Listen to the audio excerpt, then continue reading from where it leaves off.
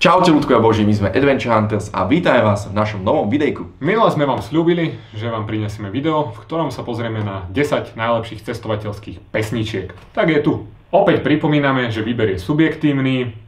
Náš, vyberali sme spoločne s Matúšom. Čiže už len skrz nejaké spoločné zážitky, nejakú nostalgiu, nejaký sentiment.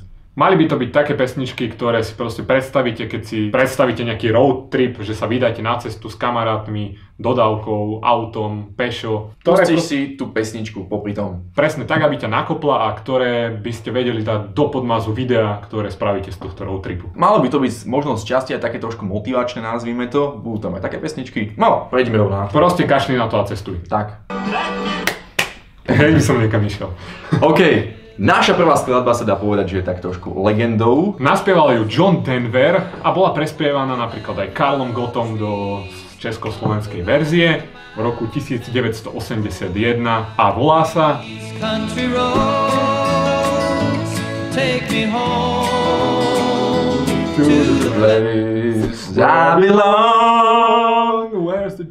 Námet na túto pesničku ale vznikol trošku smutne, keď sa John Denver vracal domov a bol účastníkom dopravnej nehody na svojom aute a strávil nejaký čas v nemocnici a vtedy vlastne zložil túto pesničku, kedy sa mu snelo za domovou. Je to vlastne taká pesnička, že každý cestovateľ by sa aj napriek tomu, že zažíva neskutočné a krásne zážitky na ceste, tak, to je presne také, že home, sweet home a určite si ju minimálne aspoň raz počul. Či už v slovenskej alebo v anglickej verzii. No a my sa presúvame na naše druhé miesto v našej priečke, ktoré obsadil známy autor Passenger s pesničkou Staring at the Stars. Je to krásna pesnička, možno trošku menej známa od neho, ale ja si úplne že predstavím ju, keď sa bývali niekde počas letného večera pod hviezdy, pristane, pri ohničku. Ťaháme gitárky, všetko proste.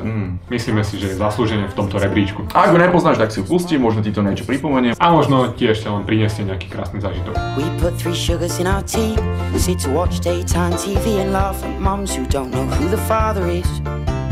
Snáď sa ti zapáči, a keď nie, tak my ideme ďalej.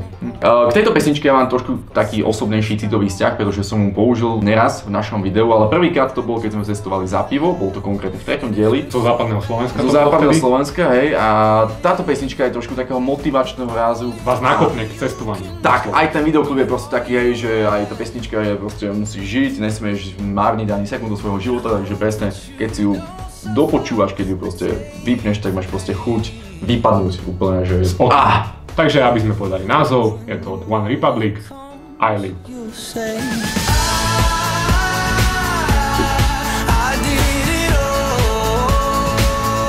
A pre tých, ktorí ešte nevideli našu sériu Za pivo, tak si ju nájdete. Pokračujeme ďalej v našom rebríčku. Ešte predtým ale upozorním na to, že pokiaľ sa ti náš výber zdá akýsi čudný, alebo by si sa s našim výberom úplne nestotožňoval, tak nám napíš asi do komentáru. Nie. Nech nám napíše do komentáru. Napíše do komentáru, že prečo by si vybral iné pesničky. A aké by to boli. Možno nejaký tvoj príbeh, tvoj vzťah k ním. Ďalšia pesnička je od americkej legendy, opäť je trošku staršieho dáta, od The Bossa, alebo inak vlastným menom Brucea Springsteena, a volá sa Born to Run.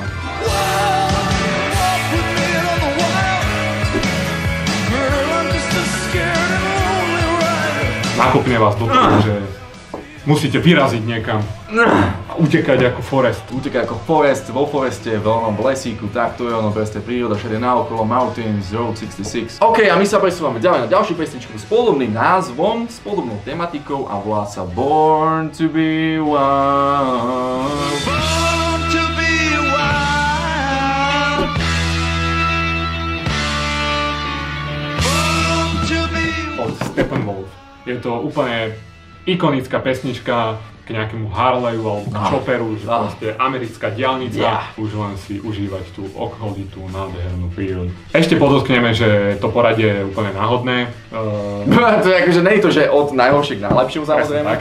Takže... Je to proste 10 pesničiek v náhodnom poradí, ako nám prišlo, sme ich usporiadali. Ďalšou je pesnička z ikonického filmu. Pokiaľ si tento film nevidel, tak ani nemáš právo si hovoriť dobrodruh. Tak vypadni do puta.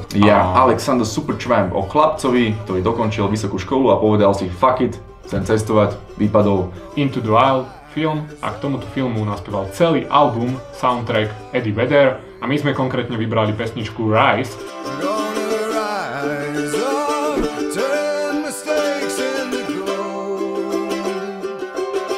My sa presúvame na našu 7. priečku, ktorá je podľa úplne náhodná. A dáme priestor aj slovenskej pesničke. Tak, slovenskému trhu pánovému a je to IMT Smile a Cesty druhej triedy. Že život má zrazu celkom iný zmysel.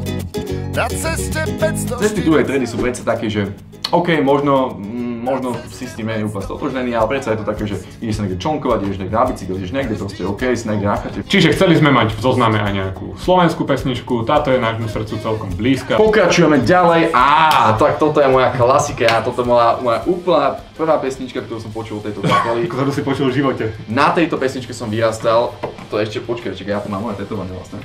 To bude vidno? No dúfam. 182. Woo! Je to naša obľúbená kalifornská skupina Blink-182, ktorú sme nemohli nezaradiť do nášho rebríčka. A pesničku sme vybrali konkrétne First Date.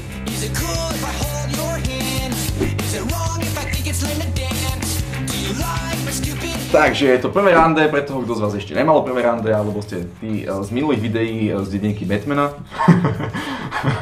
Keď si nevidel minulé video, tak utekaj sa tu na prekliknúť dole. Túto pesničku osobne som nepoznal, sa musím priznať, ale teda podľa názvu. Ale ak som počul, už je to také, že OK, už sa na to chytám, už si ju viem predstaviť v takomto nejakom žánri. A ja ju osobne mám veľmi rád. Je to pesnička od amerického multikulty zo skupenia Google Bordelov a volá sa Wanderlust King.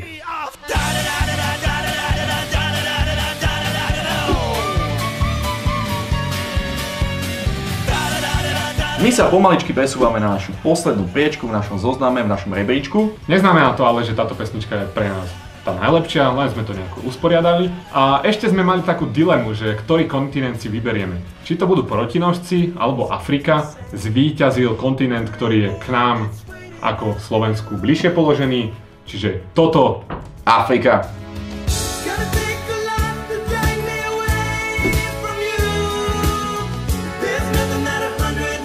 Takže ďakujeme, že ste nás sledovali.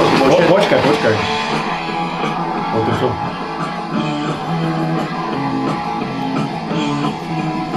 Aby ste neboli ukratení, a keď už som si dneska takto zvolil tričko naše krásne Ramones, tak vám dáme 11. bonusovú pesničku, ktorú proste musíte poznať, to pozná každý, bolo to použité v milión filmoch a je to fakt také, že hey ho, let's go. Volá sa Blitzkrieg Bop a je od teda Ramones.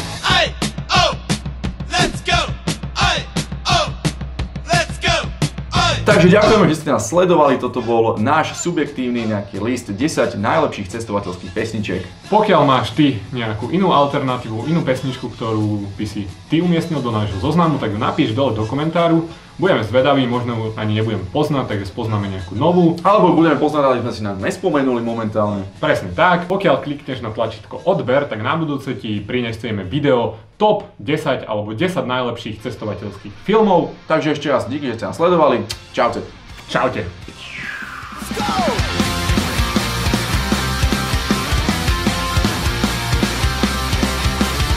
Mother said turn that noise down, but I was shook that couldn't stop. I need a punk rock, rock and alcoholic.